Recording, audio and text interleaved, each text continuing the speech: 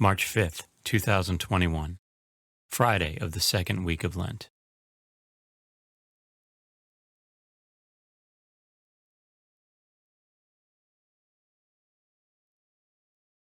A reading from the book of Genesis. Israel loved Joseph best of all his sons, for he was the child of his old age, and he had made him a long tunic. When his brothers saw that their father loved him best of all his sons, they hated him so much that they would not even greet him. One day, when his brothers had gone to pasture their father's flocks at Shechem, Israel said to Joseph, "Your brothers, you know, are tending our flocks at Shechem. Get ready, I will send you to them." So Joseph went after his brothers and caught up with them in Dothan. They noticed him from a distance, and before he came up to them, they plotted to kill him. They said to one another, "Here comes that master dreamer. Come on, let us kill him and throw him into one of the cisterns here. We could say that a wild beast devoured him. We shall then see what comes of his dreams." When Reuben heard this, he tried to save their hands, saying, "We must not take his life." Instead of shedding blood, he continued, "Just throw him into that cistern there in the desert, but do not kill him outright." His purpose was to rescue him from their hands and return him to his father. So Joseph came up to them.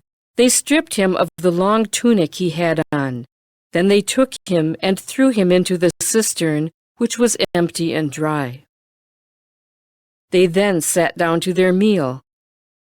Looking up, they saw a caravan of Ishmaelites coming from Gilead, their camels laden with gum, balm, and resin, to be taken down to Egypt.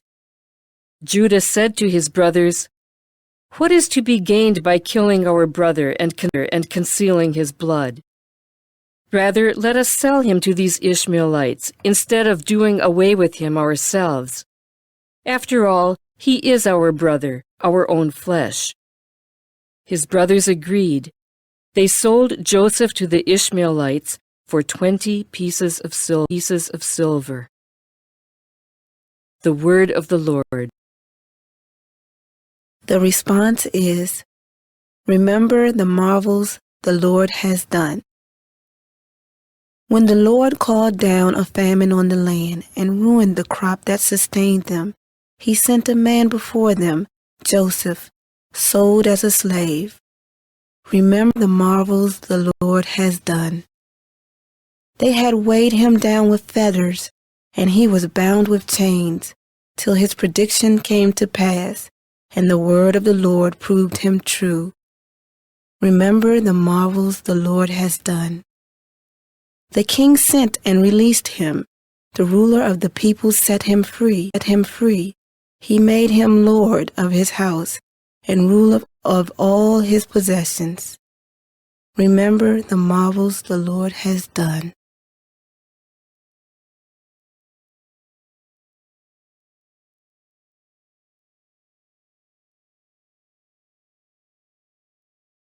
A reading from the Holy Gospel according to Matthew. Jesus said to the chief priests and the elders of the people, "Hear another parable. There was a landowner who planted a vineyard, put a hedge around it, dug a winepress in it, and built a tower. Then went on a journey. When vintage time drew near, he sent his servants to the tenants to obtain his produce.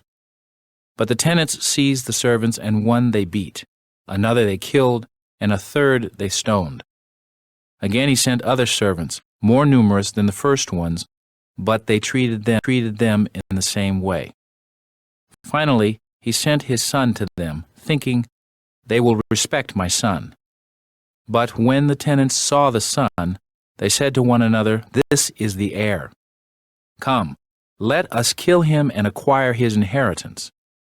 They seized him, threw him out of the vineyard, and killed him.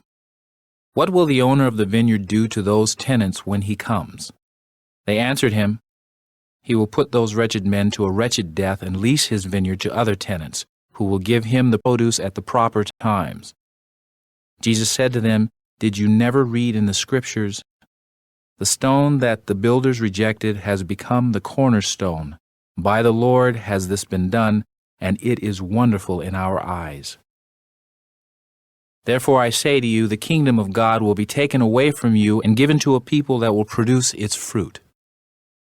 When the chief priests and the Pharisees heard his parables, they knew that he was speaking about them. And although they were attempting to arrest him, they feared the crowds, for they regarded him as a prophet. The Gospel of the Lord.